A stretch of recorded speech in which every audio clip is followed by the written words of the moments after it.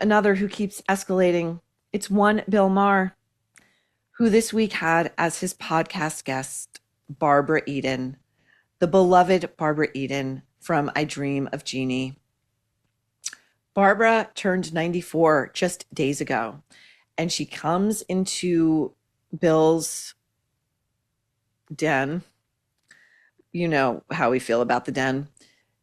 She is nonetheless the epitome of grace and class, and you can tell that she went over to this interview in good faith, that she was being interviewed by somebody who liked and respected her. She's 94, okay? She's paid her fucking dues in that town, okay? And we're doing this segment, by the way, in large part because so many of you troublemakers emailed and DM'd us to alert us to this particular episode of Club Random, that we needed to see it and to cover it. And if you go look at my Instagram, Maureen Callahan writer, I also included in my carousel some of the feedback underneath Bill's episode, this particular episode, because you all alerted me that like even his fans were like, Bill, what the fuck? Here we go. Bill, the great feminist, pressing Barbara on sexism. Even in the 60s, the way, especially in show business, what people got away with, especially a hottie like you. I mean, they must have, well, everybody must have been taking their shot. And some, I'm sure, in a way that you could never get away with today. I did not have a problem. Come on. No, I didn't. Nobody ever just took their pants off? Or Nope. Really? No. So that's the beginning. And, you know, my heart sinks when I look at her expression after he says, while picking his nose, the epitome of a gentleman, nobody ever just took their pants off in front of you. And she looks down and she goes, no.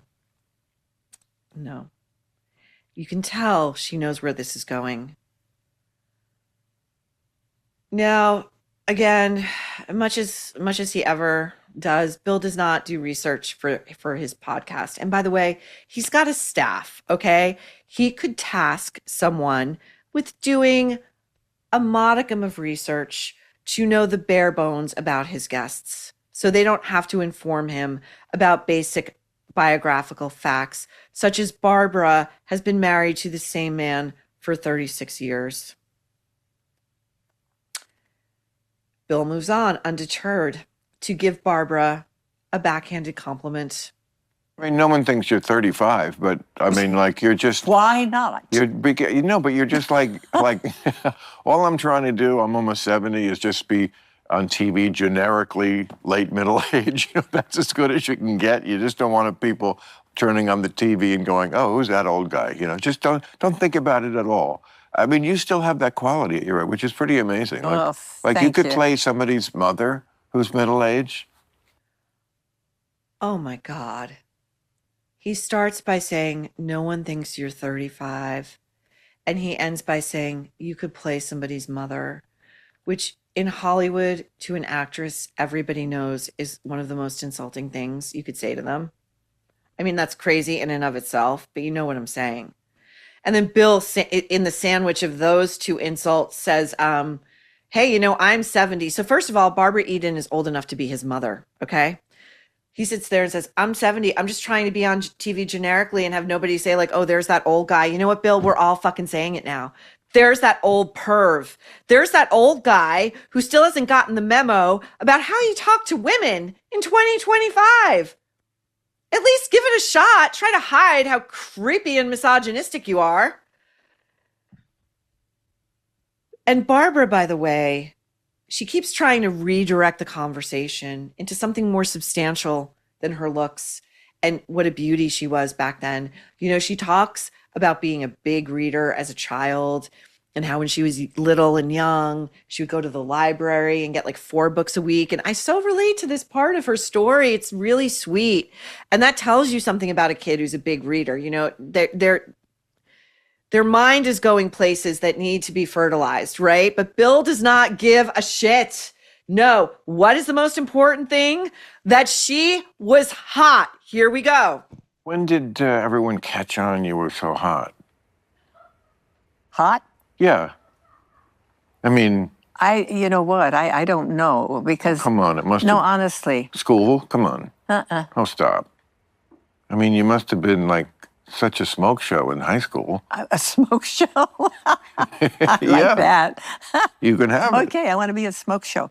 You are a smoke show. Oh, But you God. must have, I mean, come on. She's trying to politely laugh him off of this stuff. Because if she opens that door for him, and not that it would be her fault, then he's going to want to know when she lost her virginity and what her, like, that's the kind of guy you're dealing with. You're dealing with the lonely, sad perv who's by himself every night at the end of the bar, parked there because at least the bartender will have to talk to him. Now, Barbara talks about the concept of I Dream of Jeannie. You know, she was the genie in a bottle, and you could, bring her out of the bottle. And she's trying to get at something about the period, about 1960s America, about where women were, about where feminism was and sexism was. And she talks about, to Bill, she's trying to go a little deeper. And she talks about Jeannie's quote unquote master, the man of the house, knowing that Jeannie wasn't human. And she was trying to imply, and anybody who's paying attention would get it, that the master would have sex with her anyway, and how creepy that was, right? Because it's not an actual female. But Bill blows right past this, because you know what we got to talk about? We've got to talk about Bill Maher seeing his first Playboy magazine when he was a babysitter. First of all, Bill Maher as a babysitter, could you imagine? The guy cannot shut up about how much he hates babies and hates kids. And in fact, first of all, I'm just going to tell you, while I was watching this, and Marlena took a lot of the hits for this, and she's got a thing for Bill, and I'm trying to help her through it. She won't listen. We may have to just bring her on to get her through it together.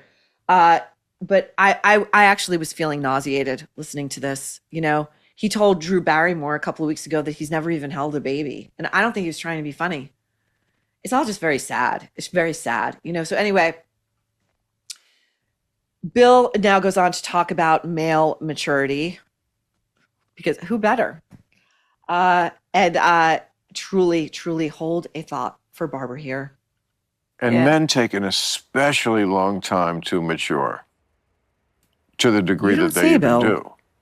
Right? Yes. Wouldn't you agree with that? I just think it's great. That I love that part about a man. I think men who are manly, and suddenly you discover that they care, or they're crying in the movie. You'll see a tear come down on the cheek. Oh. I love it. Oh, nothing wettens panties like that.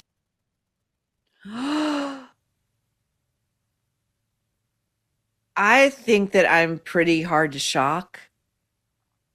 So first of all, my inner grammarian is astonished that he said, and appalled that he said nothing wettens panties like that.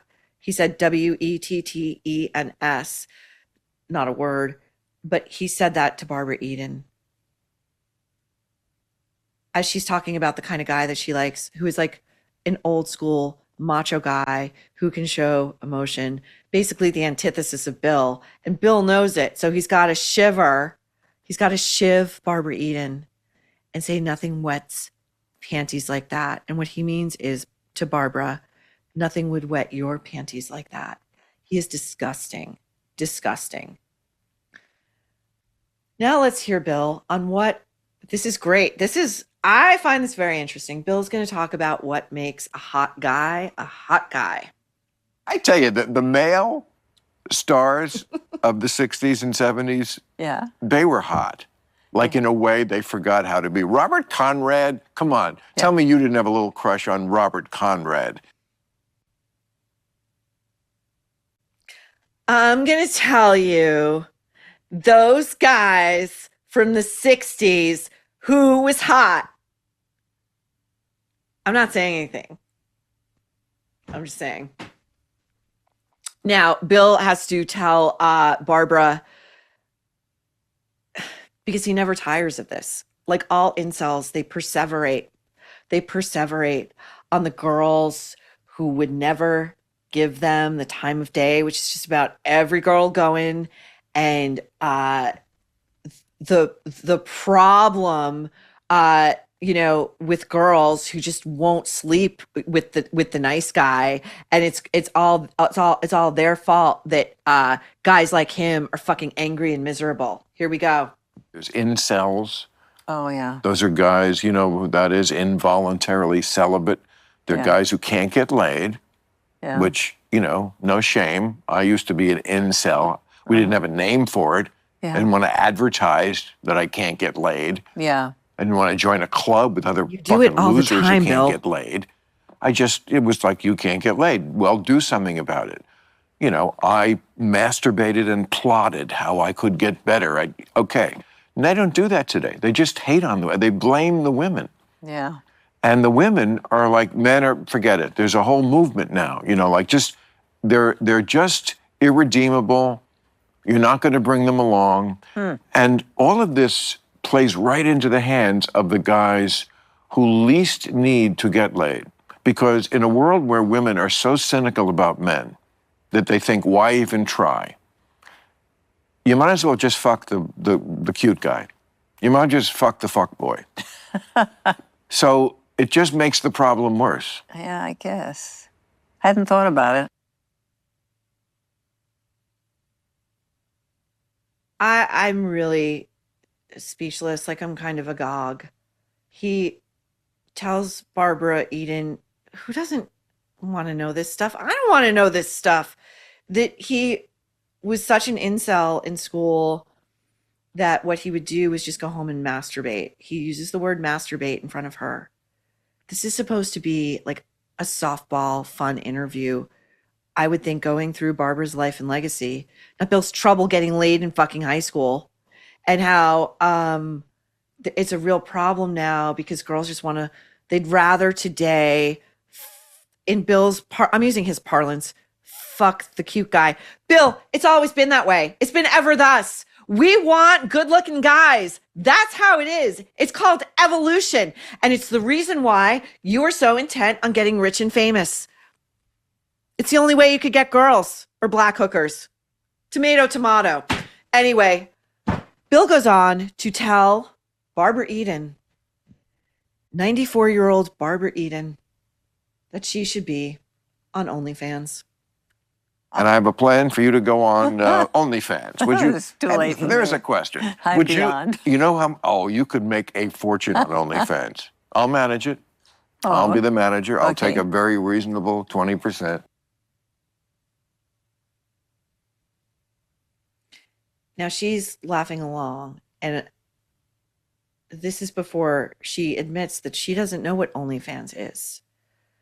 But I'm going to tell you, at this point in the interview, she knows that Bill is degrading her. Okay, let's go. You know what OnlyFans, right? You what? OnlyFans? What that is? Are you my only fan? No, there's a whole organization, a whole website called heartbreaking. OnlyFans. Oh, no, I don't know about that. No? No. Oh, No. sit down. Okay. No, even deeper. Sit even lower. Okay. Because No, this okay. is Grabbing her. this He's is grabbing gonna for blow- her. This is not going to knee. come as He good doesn't reach news. it. Okay, well, I mean, it's a website that advertises as a place where people can do anything, show you how to cook or write poetry. It's women masturbating or showing their vaginas to men who are paying them electronically to watch them. And it's very, very popular, and millions of women. It's a big thing. Hasn't it always been that? No, not like this. I mean, there weren't millions of American Okay, that's it. I women can't do this anymore. I who- can't even listen to Bill Maher do this to Barbara Eden anymore. He was extremely graphic. He was extremely disgusting. He was disparaging. He's insulting her. That's a guest in his house. I don't care if that's your studio, whatever it is, it's your house, and she's a guest there. And he's being disgusting. And, we've been beating this drum on Bill Maher ever since he gave his editorial at the end of Real Time months ago during the Diddy trial and said that women were to blame for not leaving the first time the man in their life hits them, and it's our fault. And this guy, he has it fucking coming. Just keep going, Bill. Please keep fucking going. I hope that the executives at HBO are reading the comments and, in his YouTube feed, I hope they understand the legion of people who are growing over here at the Nerve who are repulsed by this stuff. And it bums me out because I used to really love Real Time with Bill Maher. And increasingly, I am finding it difficult to watch it through any other lens than this guy's misogyny and his insistence that of everyone on his set, no matter who he invites, he's the only one who's right. And by the way, I think he's only had 2 women on his show since we did that piece on his disparagement and victim blaming of women who are trying to get out of domestic abuse situations, which are incredibly difficult and dangerous to extricate oneself from. So anyway, keep going, Bill. Okay. Thanks for giving us plenty of fodder over here at the Nerve.